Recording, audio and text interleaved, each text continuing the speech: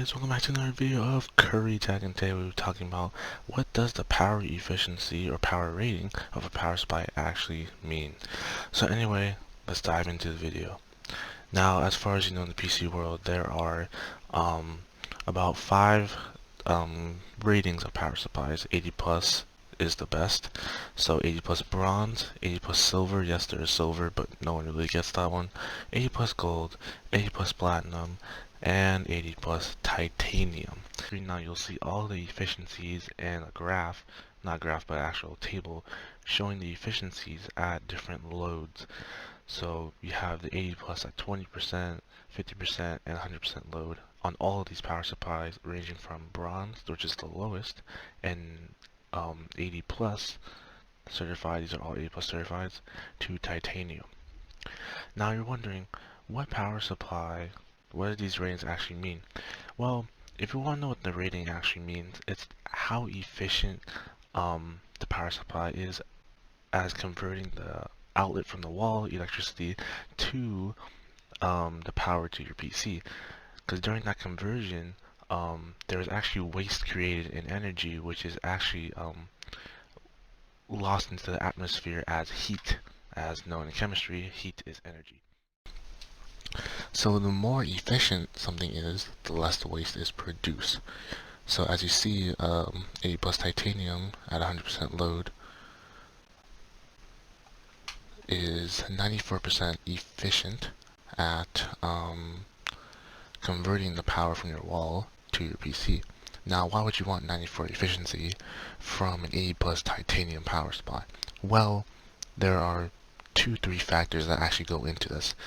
One of them being you have a 1600 watt power supply powering a very high-end system, and you also don't want to run up your bill as well as wasted power. So these are the two things. Now, an 80 plus titanium, now 80 plus titanium kid is used in many systems actually, and 80 plus platinum, but are usually used for 1600 watt power supplies. Now, who in their right mind is going to get a 1600 watt power supply in this day and age? Well, it depends on what kind of parts you're running. Now in these days, an RTX 3090 draws a lot of power, and people do rendering, 3D rendering, Blender, video streaming, editing. These kinds of people need a lot of power in order to power these high-end parts in their system. But at the expense of, you want it at the highest efficiency possible to not lose any energy during the conversion process from your outlet through your power supply then to your parts.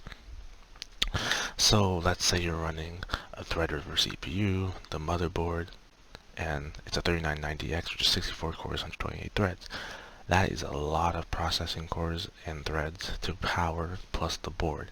Right there is already a lot of power. Now throw in 2 RTX 3090s in SLI. You're talking about one beast of a system plus 64 gigs of RAM, all the fans in there, and all the accessories you're charging, even water cooling, if you're going to water cool as well. And you're probably wondering, well, it's not going to take 1600 watts. Well, it might not draw 1600 watts, but it may take 1200 watts, right? I mean, these RTX 3090 cards are not shy at drawing wattage at all. That's the thing about these cards. They are power efficient in the terms of actual get performance, but in terms of power efficiency from wattage, it still takes a lot of wattage. Running 2 of them in SLI draws even more power than just running one. Now I'm wondering, well, if you just need a 200 watt power supply, why don't you just get a 1200 watt power supply? The thing is, imagine if that system was at peak performance, that titanium power supply running at 1200 watts on 100% load is still the system's actually drawing even more power than 200 watts. What does that mean? What happens? So what happens if the system actually wants more voltage or wattage? Because let's say you overclock the 3090s and you overclock the CPU, the memory, you need more power or voltage for certain ones, that's CPU and RAM, and power to these components in your system. So if you are drawing more power than what the power supply can convert from the wall outlet, you're going to cause what's called an overcurrent protection, which is a standard on almost every power supply out there, and that if the system is drawing more power than needed from the power supply shuts down before it can cause any damage to the system. Meaning, if the power supply accidentally overdraws power because the system's asking more power and it shorts out, breaks the power supply, sends a voltage of electricity through the whole system and kills every part, that is what the overcurrent protection is there for. The overcurrent protection is there to stop things like that from happening, to save your brand new system from being dead. Now, this is why you get 1600 watts, because the more headroom you have, the better. That's always what it is for power supplies. So having 400 watts of extra power saves some room for maybe adding some more things.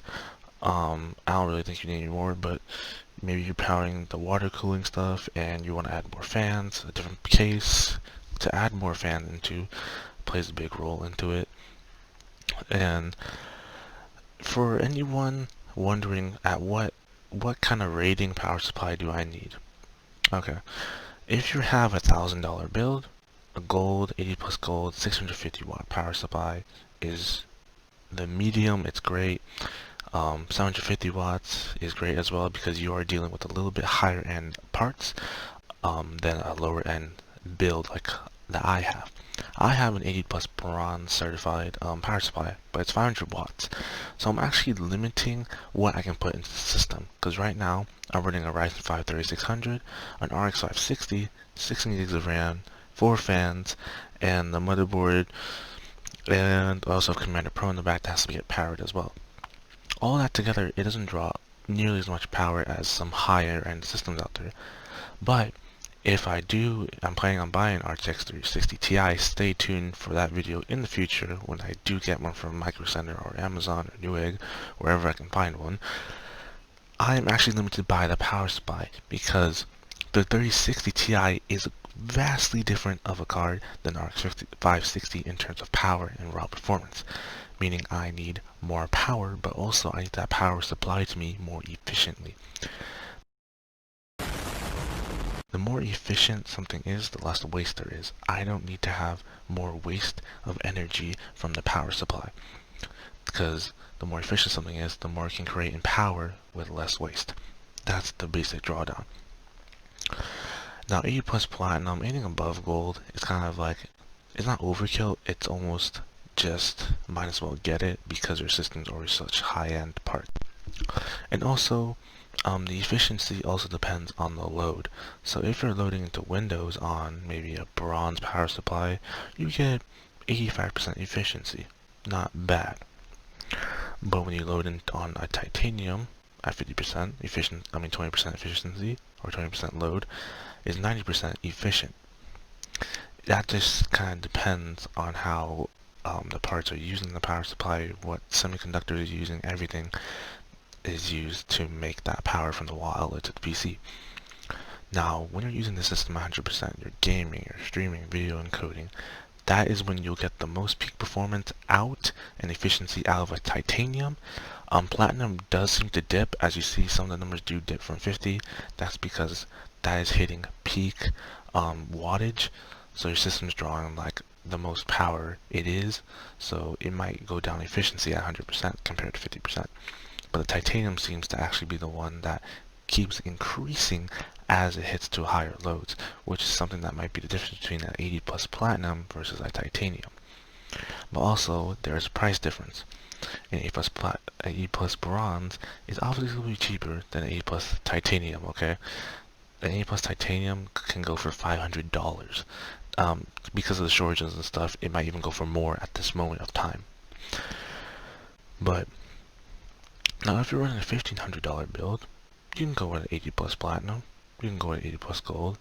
It depends on the wattage. Now, you might be wondering, why don't they just make 80 plus bronze, platinum, or 80 plus platinum cards? Or not 80 plus, 1600 watt, 80 plus bronze power supplies. Sorry, got confused. The thing is, the lower end, such as bronze and gold, don't go to those higher wattages because they don't need as much as efficiency compared to 1600 watts. An 80 plus bronze can go to 550, 600, 700. That's the most I've seen for bronze. Then you go to gold, 750, 850, I think 1000 as well. But the thing is, when you're using these power supplies, you're not going to be drawing nearly as enough power compared to 1600 watts. Okay, so 1600 watts, bronze, since the efficiency is such lower than maybe a 94 or a titanium 94% efficiency, how much are you losing during the conversion process? You might be losing quite a lot of heat or energy, which is happening during the conversion. So, if a power supply that's pulling 1600 watts from a wall outlet isn't as efficient, it may draw even maybe 2400 watts, 3200 watts to make that clean 1600 watt power for your system that might be drawing 1200 watts. So your system might say, oh, I need 1200 watts of power. Well, your 1600 watt bronze power supply may be like, okay, but I'm going to need a lot more voltage, 2400 or 3200 watts from the wall. Then during the conversion process, creates the clean power of 1600 watts or 1200 watts, but loses the wattage that it took from the wall and is lost through heat. And that is why a lot of times you see 600 watt power supplies only available for titaniums or platinums because of this very reason. And also, these high-end systems need a lot of wattage to begin with. Anyways, if you guys are in the market for any power supply, 80 plus gold is always the medium. Always stick with what you got in 80 plus gold. If you want a little bit more higher end, platinum, titanium is always there, but you will be paying a higher medium for it. So remember that, guys. Anyway, peace out. I hope you enjoyed the video. Comment down below in the comment section what you want to see next. Anyway, peace out and keep on gaming, guys.